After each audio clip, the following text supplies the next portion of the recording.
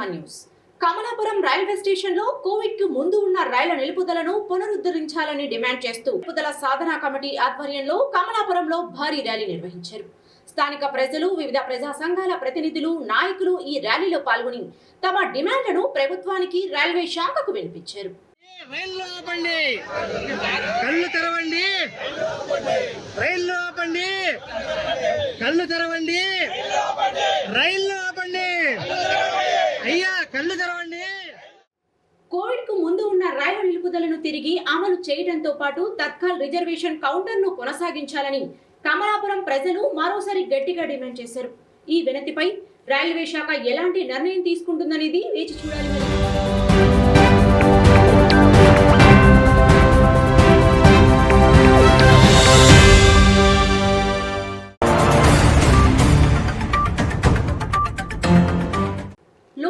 వేధింపులు మరో కుటుంబంలో తీవ్ర విషాదాన్ని నింపాయి. కేవలం 40,000 రూపాయల అప్పు చివరికి ఒక యువకుడి ప్రాణాన్ని బలి తీసుకుంది. నంద్యాల జిల్లాలో చోటు చేసుకున్న ఈ దారుణ ఘటన స్థానికంగా తీవ్ర కలకలం రేపుతుంది. నంద్యాల జిల్లా కోవెలకుంట్ల మండలం కంపమల్ల గ్రామానికి చెందిన వంశీకృష్ణ అనే 22 ఏళ్ల యువకుడు ఇటీవల బెంగళూరులో BCA చదువు పూర్తి చేసి స్వగ్రామానికి వచ్చాడు. అయితే అతను లోన్ యాప్ ద్వారా 40,000 రూపాయలు రుణం తీసుకున్నట్లు సమాచారం. అప్పు తిరిగి చెల్లించాలని లోన్ యాప్ ప్రతినిధులు పదే ఫోన్ కాల్స్ చేస్తూ ఒత్తిడి తీసుకురావడంతో కుటుంబంలో ఉద్రిక్త పరిస్థితులు నెలకొన్నాయి. మాది కోవెలకుంట్ల మండలం కంపమల్ల గ్రామం అండి.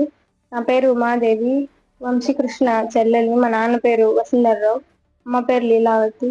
దాదాపుగా 5 నెలల నుంచి మేము అవసరం పడుతున్నాం, బట్ మేము ఎవరికి చెప్పలేదు. కాకపోతే నిన్న నైట్ ఎక్కువ అయిపోయి ఇల్లంతా చంద్రబంధనం చేసేసి అమ్మని కొట్టడానికి, ఇప్పుడే ఛాన్సార్లు కొట్టాడు, నన్ను కూడా కొట్టబోయాడు. ఏమన్నా చేస్తాడేమో అని చెప్పేసి నేను ముందు కూడా బాత్రూమ్ లో దాక్కునేదాన్ని అమ్మ వాళ్ళు లేనప్పుడు.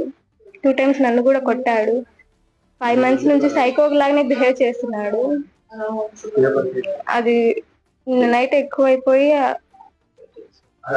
బెట్టింగ్స్ యాప్ ఆల్రెడీ నాన్న దానికి ఎవరికి తెలియకుండా అది అమౌంట్ కూడా పే చేసేసాడు ఆల్రెడీ. పొలం కూడా అమ్మేశాడు ఆల్రెడీ. అది కూడా ఎవరికి తెలీదు.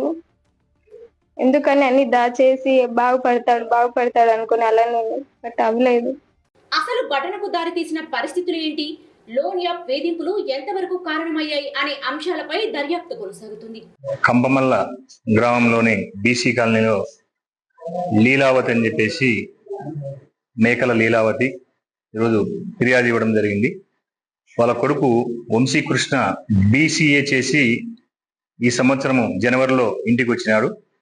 అతను మానసిక పరిస్థితి సరిగా లేక ఇంట్లో అందరినీ కొట్టడము, తిట్టడము, అదేవిధంగా ఇంట్లో సామాన్లన్నీ పగలగొట్టడము, ఇట్లా రోజు బాగా పిచ్చి పిచ్చిగా ప్రవర్తిస్తున్నాడని చెప్పేసి ఇతన్ని ఎక్కడైనా తీసుకుపోయి హాస్పిటల్ చూపించాలన్నా కూడా సహకరించడం లేదని చెప్పేసి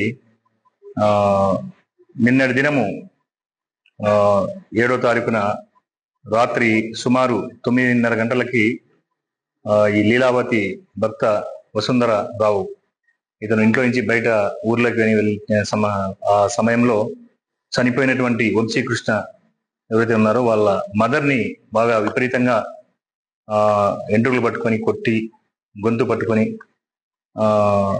విపరీతంగా కొట్టి, ఇంట్లో ఉన్నటువంటి సామాన్లన్నీ విసిరేసి చేయడంతో ఆమె BP డౌన్ అయిపోయి కింద పడిపోయింది.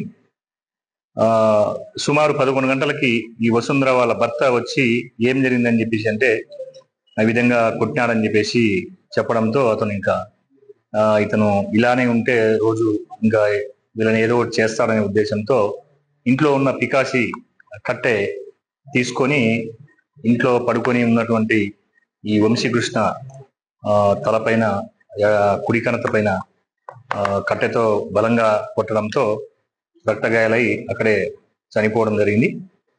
ఈరోజు ఈ లీలావతి ఈ వంశీకృష్ణ తల్లి ఫిర్యాదు ఇవ్వడంతో హత్య కేసుగా నమోదు చేసి వసుంధరరావు పైన ఈ యొక్క కేసు నమోదు చేయడం జరిగింది. మిగతా ఇంక్వెస్ట్ అదేవిధంగా హాస్పిటల్కి కూడా బాడీ షిఫ్ట్ చేయడం జరుగుతుంది. రేషన్ షాపుల్లో అక్రమాలు జరుగుతున్నాయా? ప్రభుత్వ హాస్టళ్లలో విద్యార్థులకు సరైన ఆహారం వసతులు అందడం లేదా? ఇలాంటి ఫిర్యాదులపై Andhra Pradesh state food commission chairman Chinta Vijay Pratap Reddy స్వయంగా రంగంలోకి దిగారు.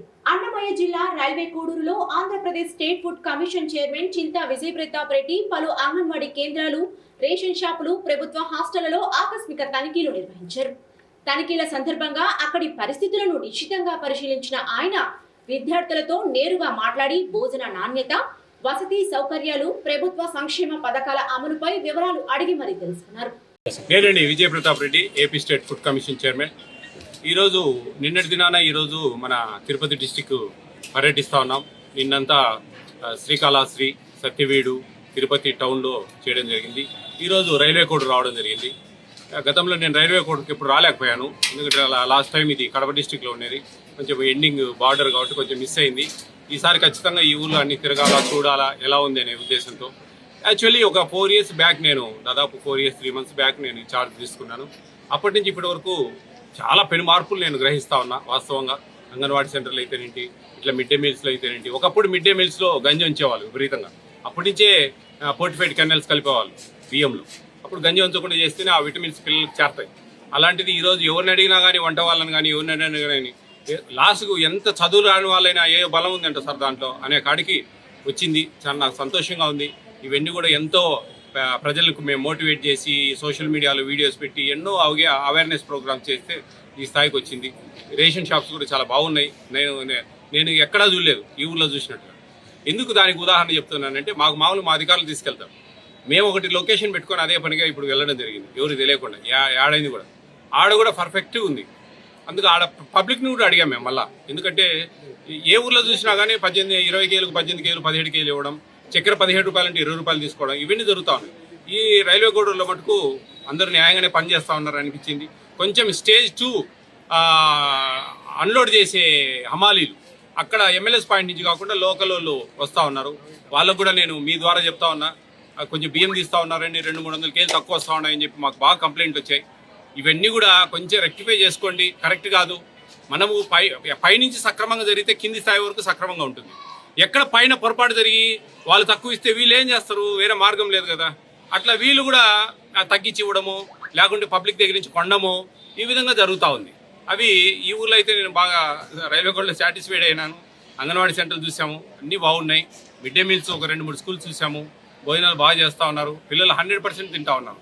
గతంలో అంటే ఈ గవర్నమెంట్లో వాస్తవంగా జూన్ నుంచి మనకు లాస్ట్ ఇయర్ జూన్ నుంచి ఫైన్ రైస్ ఇస్తున్నారండి హాస్టల్స్కు, మన మిడ్ డే మీల్ స్కూల్స్కు. అది చాలా బాగుంది. చాలా పిల్లలందరూ హ్యాపీగా తింటా ఉన్నారు. తల్లిదండ్రులు కూడా బాగా అర్థం చేసుకున్నారు, మంచి బియ్యం ఇస్తున్నారు కదా అని. గతంలో 70% 60% అటు తినేవాళ్ళు, మిగతా వాళ్ళు క్యారెలు తెచ్చుకునేవాళ్ళు. ఇప్పుడు ఆ క్యారెలు తెచ్చుకునే సంస్కృతికి స్వస్తి పలికింది దాదాపు ప్రజలు కూడా. ఎందుకంటే ప్రమాణం చేస్తూ ఉన్నారు, బాగుంది కాబట్టి అందరూ తింటా ఉన్నారు. చాలా హ్యాపీగా ఉంది నాకు. నేను దయవుంచి మీకు ముఖ్యమైన విషయాలు ఏంటంటే, ఏపీ స్టేట్ ఫుడ్ కమిషన్ అనేది ఒక క్వాషీ జ్యుడిషియల్ కాన్స్టిట్యూషనల్ పోస్ట్. ఇది 5 years ఉంటుంది మా టెన్యూరు. దీంట్లో ఎక్కడ కూడా ఈ కమిషన్ అనేది ఒక సివిల్ కోర్టు కలిగిన అర్హతలు, అధికారాలు, యాక్ట్ ఉంటుంది. ఈ ఎక్కడ కూడా లంచాలు అనేది జరగకూడదు, అవన్నీ అవాయిడ్ చేయాలనే ఉద్దేశంతో మమ్మల్ని నియమించడం జరిగింది. మేము కూడా అదే పద్ధతిలో ఎక్కడ కూడా తలంచకుండా, ఎవరికి కూడా ఎటువంటి పరిస్థితులు, ఎంత ముఖ్యమైన వాళ్ళు, తెలిసిన వాళ్ళు ఎవరైనా సరే యాక్షన్ అనేది జరుగుతూనే ఉంటుంది. ఆ విషయంలో చిన్న తప్పులు ఉంటే రెక్టిఫై చేసుకోమని చెప్తాం, జాగ్రత్త అని. మరీ పెద్ద తప్పులు ఉంటే కన్నా సస్పెన్షన్కు రికమెండ్ చేస్తాం. DGRO, district grievance redressal officer, joint collector AP state food కమిషన్కు వ్యవహరిస్తారు. ఆయన ద్వారా మేము సస్పెండ్ చేయించేదానికి మాకు అధికారాలు ఉన్నాయి. తర్వాత సుమోటోకు తీసుకొని కేసులు పెడతామండి, ఒక కోర్టు రన్ చేస్తాం మేము. సుమోటోకు తీసుకొని కేసులు పెడతాం, వాళ్ళ SRలో ఎంటర్ అవుతుంది, ఇవన్నీ ఇబ్బందులు ఎదురవుతాయి. లాస్ట్ ఫైనల్గా నేను చెప్పేది ఏంటంటే, ఇది పేద పిల్లలకి ఇచ్చే ఆహారం ప్లస్ రేషన్ బియ్యం, వైట్ కార్డు హోల్డర్స్, హాస్టల్స్లో పేద పిల్లలు, వీళ్ళకందరికీ భోజనాలు పెట్టే కార్యక్రమాలు ఇవి. ఎక్కడెక్కడ ఏమేమో లంచాలు జరుగుతూ ఉన్నాయి అనుకోవచ్చు అందరూ, కానీ అవన్నీ మనం పక్కన పెడతాం. ఇది భోజనాలండి. వాళ్ళ కడుపులు కొట్టి వాళ్ళ దగ్గర మనం సంపాదించుకోవాలనే కక్కుర్తి ధోరణి ఉంటే కన్నా దేవుడు ఒకడు ఉన్నాడు, చూస్తాడు. ఎంతకాలం అని మనం వచ్చి ఎంటపడినా కానీ చేసేవాడు ఏదో ఒక రెమెడీ ఎత్తుకుంటానే ఉంటాడు. అట్లా కాకుండా దయవుంచి అందరూ కూడా అధికారులు అర్థం చేసుకోండి, మనకు మంచి జరుగుతుంది, మన కుటుంబాలు బాగుంటాయి అని చెప్పి నేను గట్టిగా చెప్తా ఉన్నా. ఇంకా చివరిగా ఫుడ్ కమిషన్ అనేది సెంట్రల్ గవర్నమెంట్, స్టేట్ గవర్నమెంట్ మిళితంగా ఇచ్చే ఉచితాహారం మీద మాత్రమే పనిచేస్తుంది. చాలామంది హోటల్స్ ఇవి రెస్టారెంట్లు ఇవి అవి ఎడుగుల ఆయిల్స్ ఇవన్నీ ఏం చూడరు అని అంటా ఉన్నారు. కాదండి, అవన్నీ మా పరిధి కాదు, అవి ఫుడ్ సేఫ్టీ వాళ్ళు చూస్తారు. మాకు only PDS public distribution system, ICDS anganwadi వ్యవస్థ, mid day meals and all welfare hostels. చివరిగా ప్యూర్ సెంట్రల్ గవర్నమెంట్ ఇచ్చే ఫస్ట్ డెలివరీకి 5,000 రూపాయలు, సెకండ్ డెలివరీ గర్ల్ బేబీ అయితే కన్నా 6,000 రూపాయలు ఇచ్చే పథకాల మీద మాత్రమే ఏపీ స్టేట్ ఫుడ్ కమిషన్ అనేది పనిచేస్తుంది.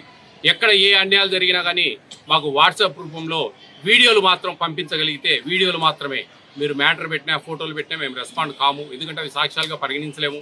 ఇప్పుడు రేషన్ షాప్లో తక్కువ ఇస్తా ఉన్నారు, అది వీడియోలు తీయండి, పెట్టగలిగితే పెట్టండి. మేము మీకు ఆల్రెడీ గతంలో చూసి ఉంటారు, మేము సోషల్ మీడియాలో పెట్టాం. ఆ విధంగా వీడియోలు వచ్చిన వాళ్ళని సస్పెండ్ చేసి అది 9490551117 అనే నెంబరుకు మీరు వాట్సాప్ పెట్టగలిగితే కానీ వీడియోలు ఎక్కడున్నా మేము ఖచ్చితంగా ఇమ్మీడియట్గా చర్యలు తీసుకుంటాం. ఎక్కడ సంకోచించేదే లేదు. కాబట్టి అర్థం చేసుకుంటారని చెప్పి అందరికీ నేను తెలియజేస్తాను. థ్యాంక్ యూ అనండి.